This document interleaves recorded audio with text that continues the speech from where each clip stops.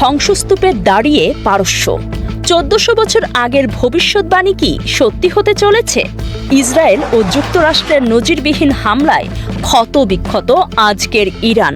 ইতিহাসের অন্যতম ভয়াবহ এই হামলায় দেশের সর্বোচ্চ নেতা আয়াতুল্লাহ আলী খামেনির মৃত্যু এবং প্রায় হাজারো সাধারণ মানুষের প্রাণহানির ঘটনায় পুরো মধ্যপ্রাচ্যের পরিস্থিতি এখন আক্ষরিক অর্থেই এক উত্তপ্ত আগ্নেয়গিরি।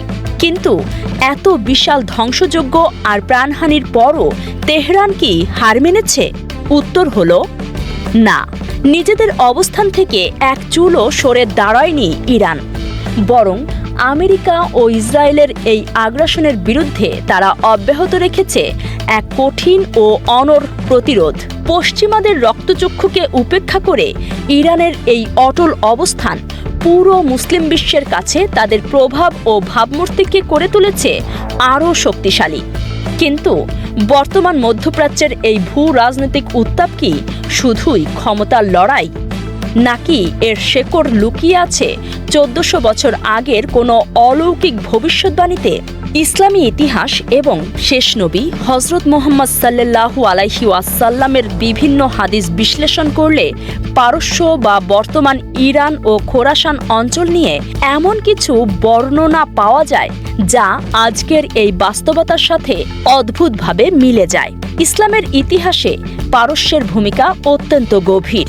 এই ভূমিরই সন্তান ছিলেন হজরত সালমান ফার্সি রাদিয়াল্লাহু তাআলা আনহু।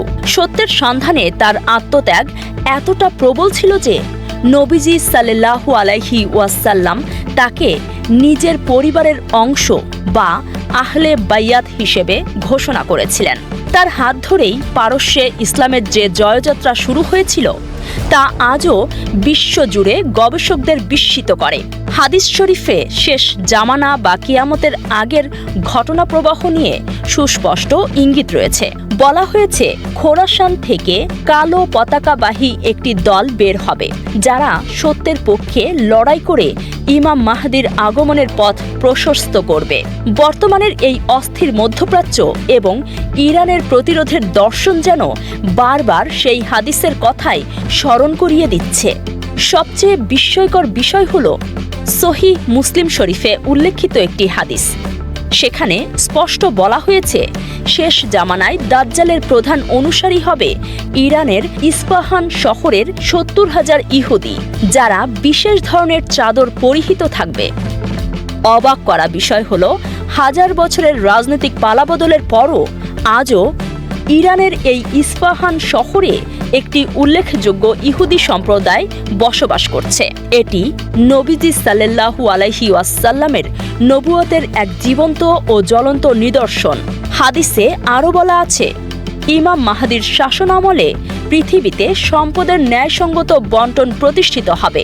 বর্তমান ইরানের ধর্মীয় ও রাজনৈতিক নেতৃত্বও একটি ইসলামী সমাজ গঠন এবং ইমাম মাহদির আগমনের প্রতীক্ষাকে তাদের আধ্যাত্মিক চেতনার অবিচ্ছেদ্য অংশ বলে দাবি করে আসছে। তবে এই পুরো সমীকরণে নবীজি সাল্লাল্লাহু আলাইহি ওয়াসাল্লামের সবচেয়ে বড় বার্তাটি ছিল ঐক্যের। তিনি বিদায় হজে স্পষ্ট করে গেছেন, আরবের ওপর অনারবের এবং অনারবের ওপর আরবের কোনো শ্রেষ্ঠত্ব নেই। শ্রেষ্ঠত্বের একমাত্র মাপকাঠি হল তাকওয়া বা আল্লাহ ভীতি। ইরানের ঐতিহাসিক আলেমগণও সব সময় এই ঐক্যের উপর জোর দিয়ে এসেছেন। এই মূল মন্ত্রই আজ ইরান সহ পুরো মুসলিম বিশ্বের টিকে থাকার সবচেয়ে বড় চাবিকাঠি।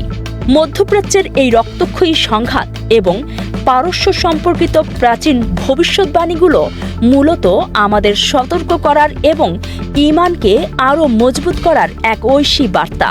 কিয়ামতের নির্দিষ্ট সময় একমাত্র মহান আল্লাহ ছাড়া আর কারো জানা নেই। তবে নবীজি সাল্লাল্লাহু আলাইহি ওয়াসাল্লামের প্রতিটি বাণী যে ধ্রুব সত্য, আজকের বিশ্ব পরিস্থিতি যেন তারই এক নিখুঁত প্রতিচ্ছবি। আন্তর্জাতিক রাজনীতি ও ইসলামিক ইতিহাসের এমন আরও গভীর বিশ্লেষণ পেতে চোখ রাখুন আমাদের চ্যানেলে। এতক্ষণ দেখছিলেন ইকো অফ বাংলাদেশ। প্রতিদিনের এমন নিউজ আপডেট পেতে সাবস্ক্রাইব করুন আমাদের চ্যানেল, সেই সাথে অন করে রাখুন বেল আইকন।